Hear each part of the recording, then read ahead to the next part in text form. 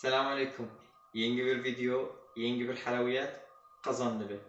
İlk önce bir gilas şeker, yarım gilas un, yarım stikan nişe, bir stikan birinci unu. Birinci unu olmayan halatta dartarsa birinci. 1 litre süt. Bir yumurta 5 sarısı. Sonra karış.